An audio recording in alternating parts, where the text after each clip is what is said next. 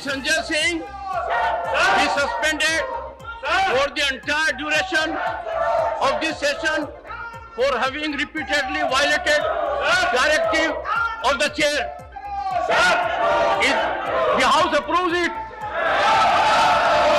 Sanjay Singh is suspended as member during the entire session of this House.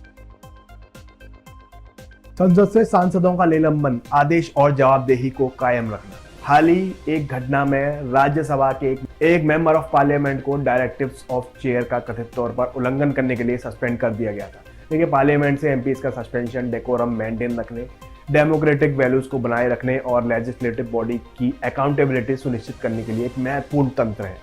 आज हम suspension का process, ऐसे action को निर्देशित करने वाले general principles, rule of procedure and conduct, suspension की टर्म्स और इंटरवेंशन बाय कोर्ट के साथ साथ आगे के सुझावों के बारे में विस्तार से बात करेंगे। देखिए, एमपीज का सस्पेंशन लोकसभा या राज्यसभा के प्रीसीडिंग ऑफिसर के लिए चैम्बर के भीतर ऑर्डर और डिसिप्लिन बनाए रखने के लिए उपलब्ध एक सहारा है। यह अनरूली बिहेवियर, डिसरप्शन और कंटेम्प्टियस कंडक्ट को रोकने के लिए उठाया गया एक असाधारण उपाय है। इस कार्रवाई का मेन प्रिंसिपल पार्लियामेंट्री प्रोसीजर की सैंक्टिटी और इफेक्टिवनेस की रक्षा करना और यह सुनिश्चित करना है कि एमपीज लोगों का प्रतिनिधित्व करते समय कोड ऑफ कंडक्ट का पालन करें।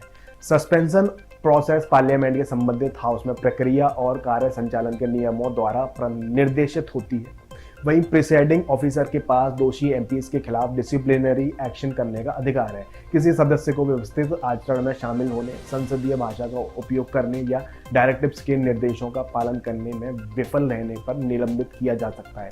किसी सांसद को निलंबित करने के निर्णय को हल्के में नहीं लिया जा सकता और आमतौर पर डिफेंस के लिए एडिक्वेट अपॉर्चुनिटीज प्रदान की जाती है। वहीं मिसकंडक्ट की सेवरिटी के आधार पर सस्पेंशन की ड्यूरेशन विभिन्न हो जाती है। यह कुछ दिनों से लेकर सस्पेंशन के शेष भाग तक हो सकता है। देखिए, हाउएवर व्यवस्था बनाए रखने और मजबूत बहस और सहमति की अनुमति देने के बीच संतुलन बनाना आवश्यक है, क्योंकि parliamentary procedure defence of opinion और पर्सपेक्टिव पर आधारित होती है। इन सम इंस्टेंस सस्पेंडेड एमपीज ने इंटरवेंशन की मांग करते हुए जुडिशियरी से संपर्क किया। वहीं कोर्ट आमतौर पर पावर के सेपरेशन के सिद्धांत पर पालन करते हुए पार्लियामेंट्री मैटर्स के संबंधित मामलों में सावधानी से चलती है। हालांकि जुडिशरी लेजिस्लेचर की इंटरनल प्रोसीडिंग के इंटरफेरेंस नहीं कर सकती, लेकिन यदि सस्पेंशन नेचुरल जस्टिस के प्रिंसिपल या एमपीज के कॉन्स्टिट्यूशनल राइट का उल्लंघन करता है तो वह इंटरफेयर कर सकती है। वही एमपी के सस्पेंशन को अंतिम उपाय के रूप में देखा जाना चाहिए। इसे तभी लागू किया जाना चाहिए जब इशू को रिजॉल्व करने के अन्य सभी साधन एग्जॉस्ट हो गए हों।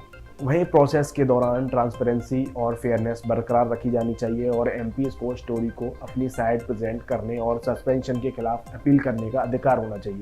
वहीं सर्कमस्टांसेस बदलने पर सस्पेंशन की रिव्यू का भी प्रोविजन होना चाहिए। वहीं संसद से सांसदों का निलंबन ऑर्डर्स को मेंटेन और लेजिस्लेटिव प्रोसीजर की गरिमा को बनाए रखने के लिए एक आवश्यक टूल है। वहीं डेमोक्रेटिक प्रिंसिपल्स, पार्लियामेंट्री डेकोरम और इलेक्टिव्स रिप्रेजेंटेटिव्स के राइट का सम्मान करके पार्लियामेंट्री सिस्टम की इंटीग्रिटी और इफेक्टिवनेस को प्रिजर्व और स्ट्रॉन्ग किया जा सकता है। कौन सी अथॉरिटी एमपी का सस्पेंशन डिसीजन करती है? क्या आपको पता है? अगर पता है तो कमेंट बॉक्स में कमेंट करके जरूर बता दें। Thank you. भारत की सेना, भारत के 140 करोड़ लोग, उनका सर शर्म से झुक गया है, लेकिन प्रधानमंत्री इतने बेशर्म हैं कि वो सदन में आके जवाब देने के लिए तैयार नहीं है।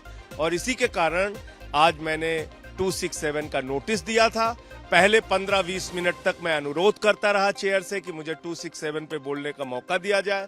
जब उन्होंने मौका नहीं दिया तो मैं चेयर के पास जाके अनुरोध कर रहा था कि आप मणिपुर पे चर्चा कराइए, लेकिन सरकार मणिपुर के ऊपर बात करने के लिए तैयार नहीं है। मोदी जी सदन में आने के लिए तैयार नहीं है। हमारा विरोध जारी रहेगा। राष्ट्रपिता महात्मा गांधी की प्रतिमा पर मैं अपना धरना जारी रखूंगा, अपना आंदोलन जारी रखूंगा। सभी पॉलिटिकल पार्टीज ने ये कहा है कि वो इस आंदोलन में साथ रहेंगे।